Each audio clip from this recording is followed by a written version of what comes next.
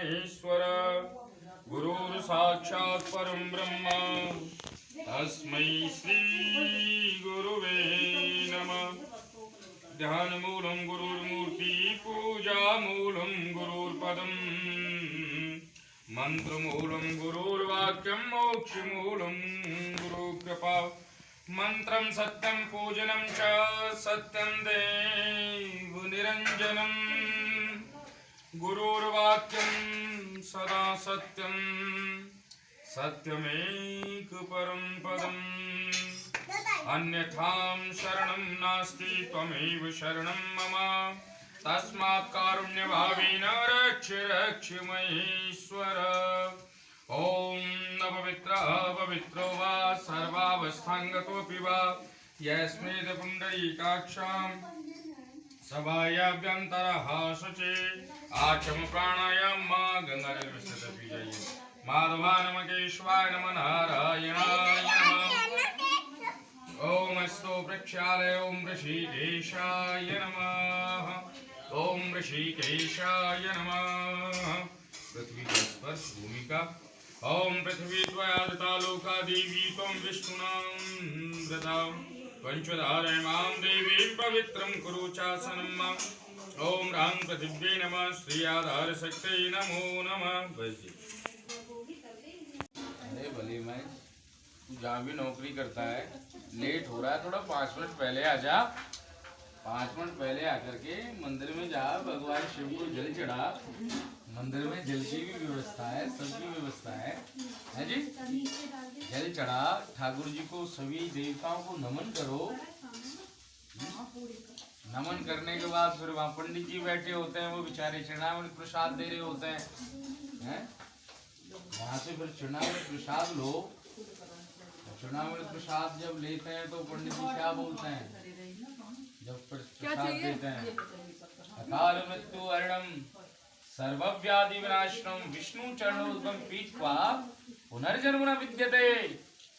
मात्र 5 मिनट पहले निकलने से इतना लाभ है। मंदिर में जाकर के अकाल मृत्यु हरणम 3 बार जल देते हैं ना।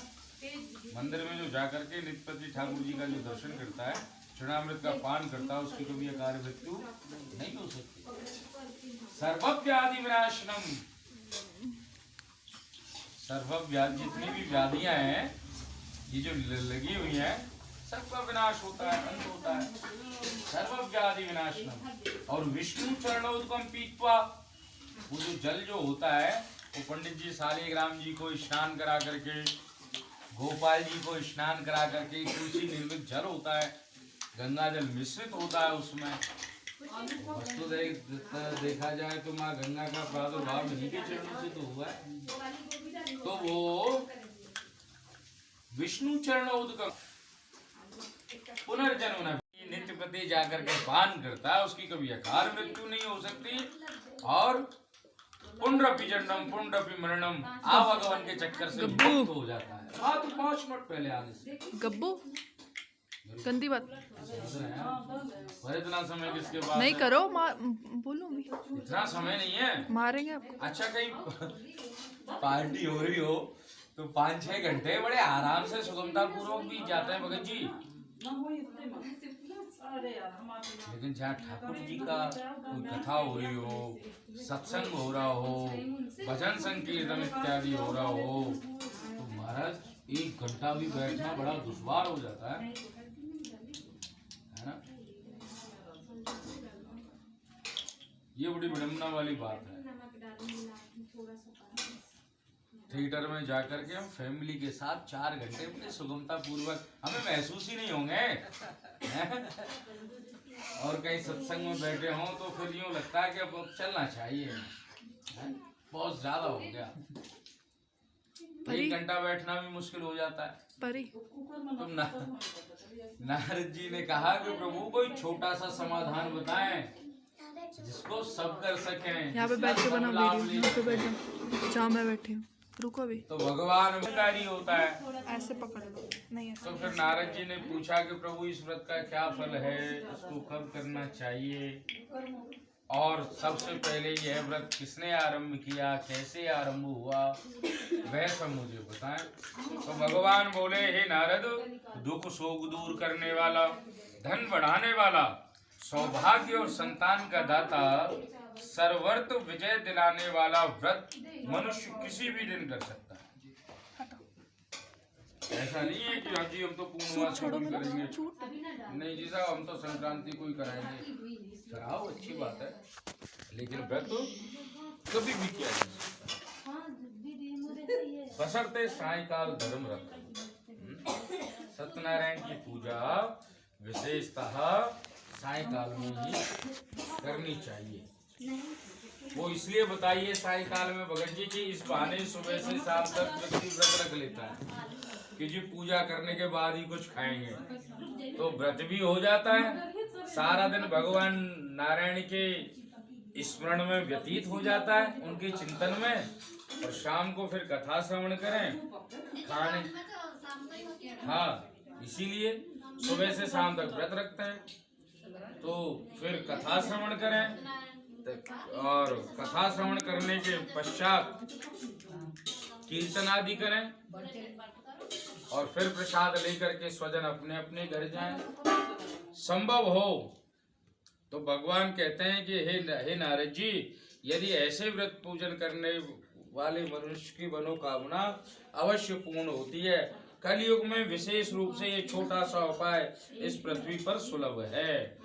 बोलिए श्री सत्यनारायण भगवान की जय, श्री लक्ष्मी माता की जय, श्रीमन्नारायण नारायण नारायण, श्रीमन्नारायण नारायण, भजमन नारायण नारायण नारायण, भजमन नारायण नारायण, बद्री नारायण नारायण नारायण, बद्री नारायण नारायण, लक्ष्मी नारायण नारायण नारायण, श्रीमन्नारायण नारायण, श्रीमन्नारायण नारायण नारायण। श्री व्यास जी कहते हैं कि हे ऋषियों, सबसे पहले यह व्रत जिसने किया उनके बारे में सुनो। पूर्व समय में एक सतानंद नाम का ब्राह्मण रहता था,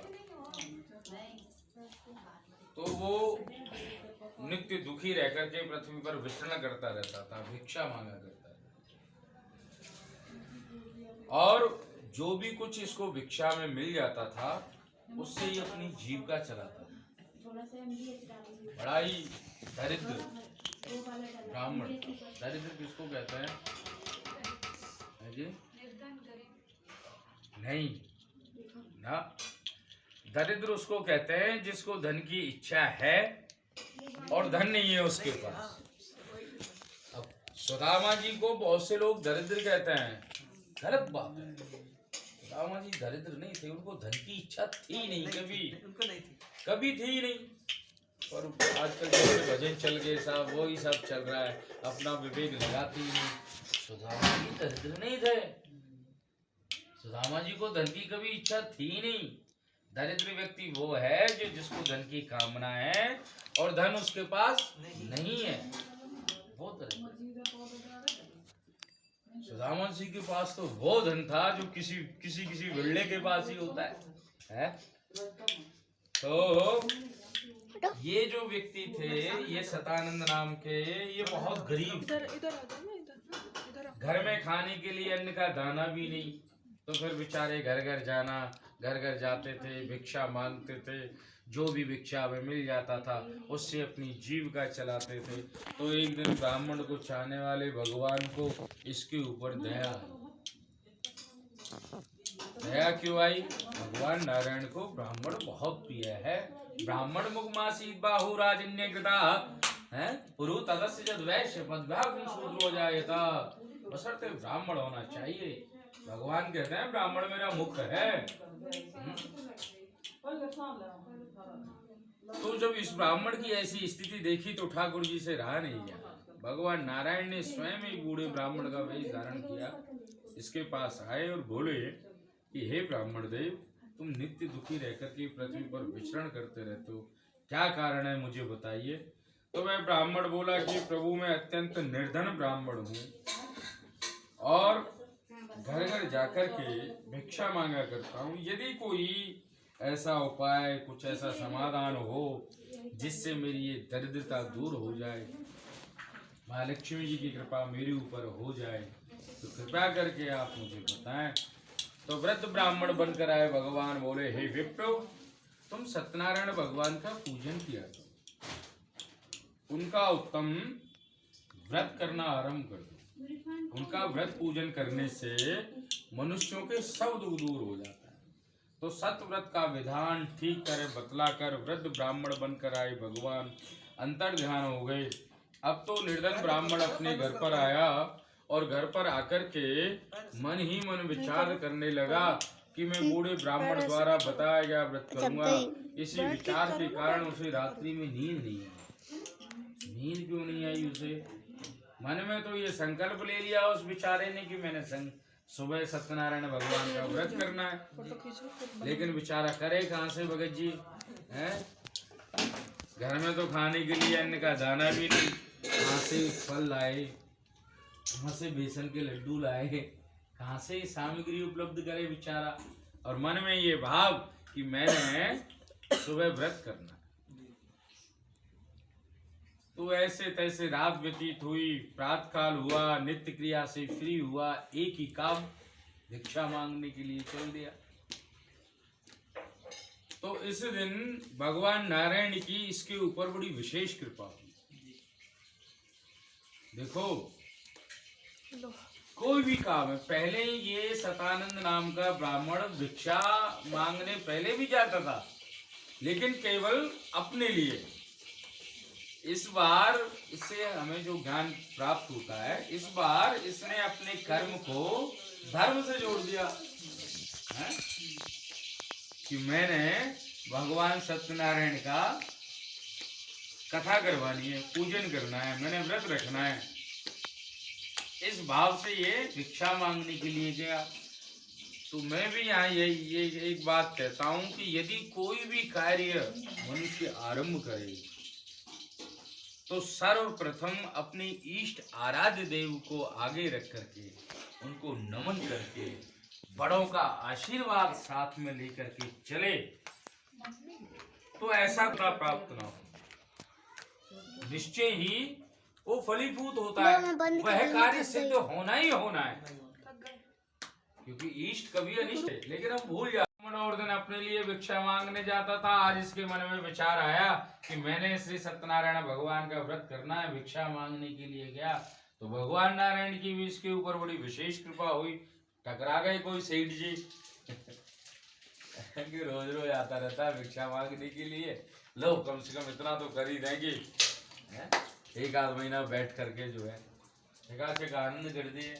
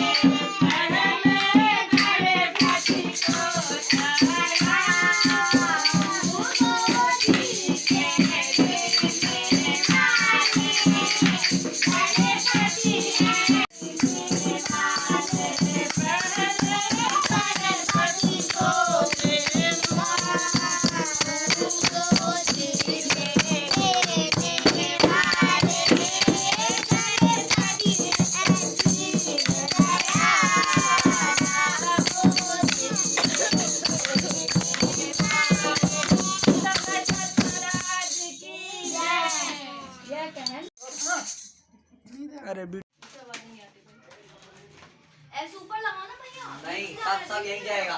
नीचे जा रहा है, देखो ना ये क्या हो रहा है?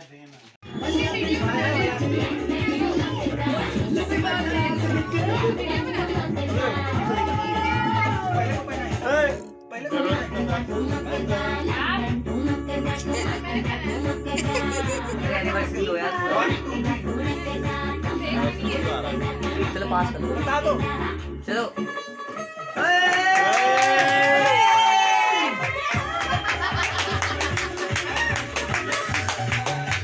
नहीं बोल रहा।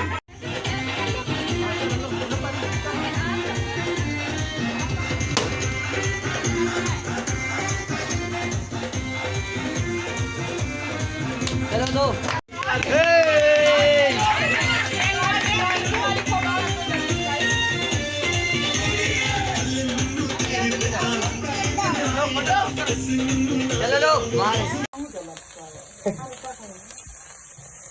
चलो लो थोड़ा लंबा चला।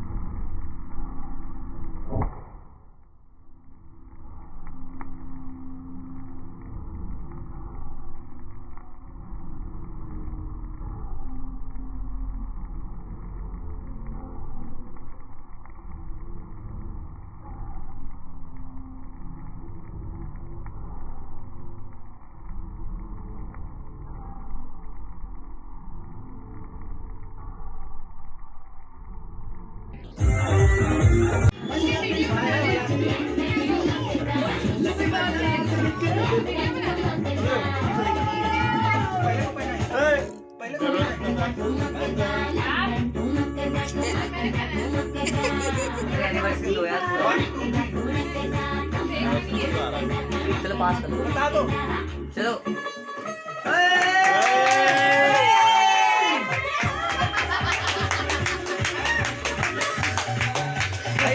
नहीं बोल रहा। दूर हो थोड़ा।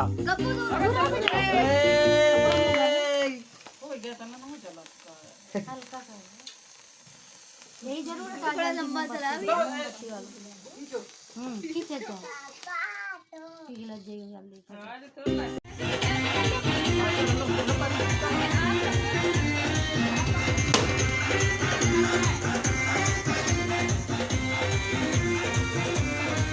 चलो दो।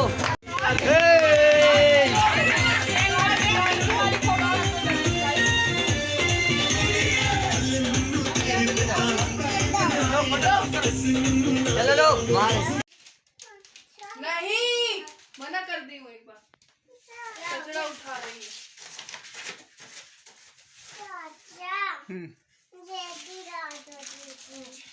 क्या चाहिए?